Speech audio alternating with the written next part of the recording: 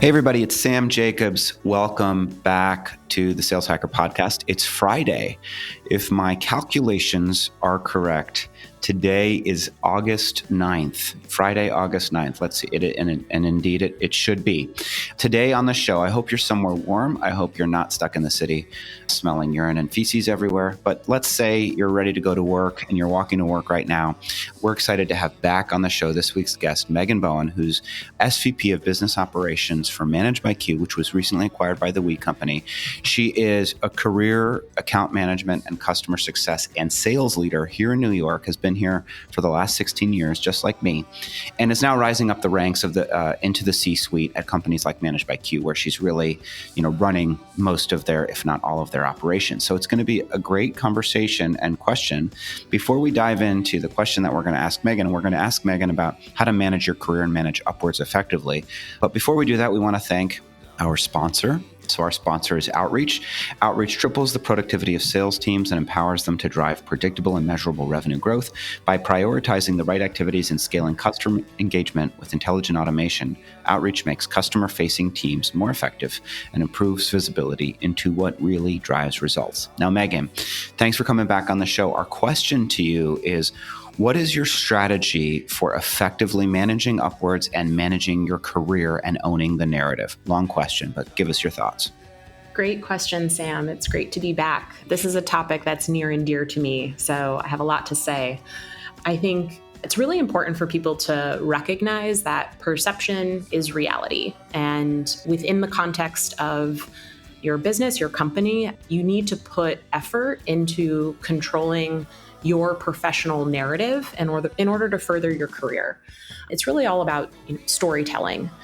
I have a formula that I've used that I like to share with people that I know for them to adopt it and for them to start to see the benefits of investing some energy and time into this.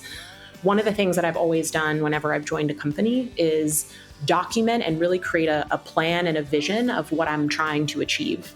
I solicit feedback from others, and I make it a point to tell everybody about it, whether it's at a company all hands or team meetings or sharing around documentation. And then I have to execute. So once some time has passed, it's a great idea to think about putting together some type of retrospective where you can share, hey, remember I said I was going to do this? I did it. And here were the great things that happened as a result. I also had some lessons learned. We made some mistakes, but we took away some great learnings from that will help us moving forward. And, not only investing in your team and the people that work with you, but also making sure that you're managing up to your executive leadership and sharing that story with them as well. The reality is nobody else is going to do this if you don't do it yourself. How do you, and I'm sure this is the common question that you get, which is, how do you do this without seeming like a self-promotional, pompous, egotistical type person? Great question. It's really important to anchor everything you're doing around driving business results and improving the customer experience.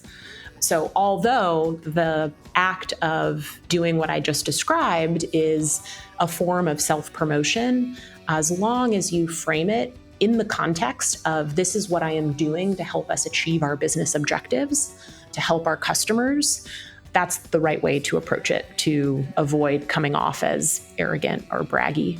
Is to put the emphasis as much as you can on business outcomes and the customers themselves, as opposed to making it, here's what I did, I, et cetera.